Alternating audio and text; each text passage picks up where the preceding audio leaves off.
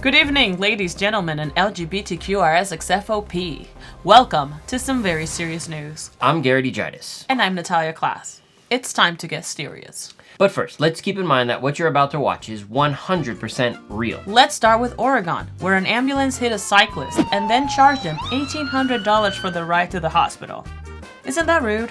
You know, Natalia, the phrase adding insult to injury was invented for moments like this. It's like getting mugged and then having the robber, Oh, bareback your girlfriend. I wasn't thinking that. Were you thinking stick it in dry? No. She gives him a rusty trombone. I had to ask Google what that even meant. And for anyone else wondering, you're better off not knowing. You're no fun, Gary. The poor guy is suing for almost $1 million.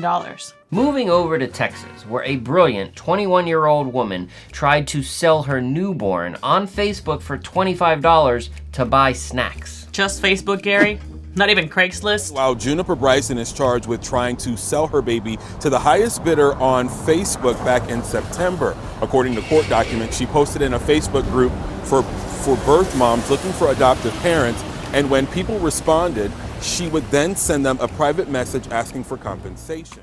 It's like trying to sell a Rolex at a yard sale. Wow. I guess everything is bigger in Texas, including the stupidity.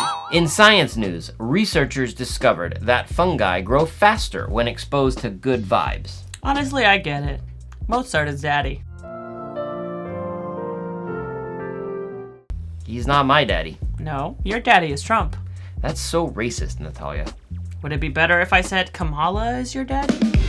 The researchers think these fungi could help save ecosystems. Meanwhile, I'm just wondering if my patch of portobellos have been vibing to my Spotify playlist. Gary, what music do you play on your Spotify list? Sweet Home Alabama? Not all of us praise Bad Bunny, Natalia. Finally, in Scotland, a bank robber put a pillowcase over his head without cutting out the eyeholes. You had one job, my dude, one. He threatened the staff with a meat cleaver, smashed up the counter, and walked out with almost $2,000. You know he must have been white. Latinos would never.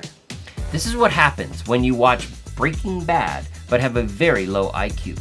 The police found the pillowcase and cash at his house. They probably also found a Robbery for Dummies book on his nightstand. But if he didn't cut out eye holes in the pillowcase, how could the police prove he did it? The better question is, what the fuck do you do with $2,000? He can afford a silk pillowcase in jail now. Better yet, just get a job. That's the real pro tip here. That's it for tonight's episode of Some Very Serious News. Remember, if life hits you like an ambulance or throws you fungi vibes, at least you're smarter than Pillowcase Guy. Good night.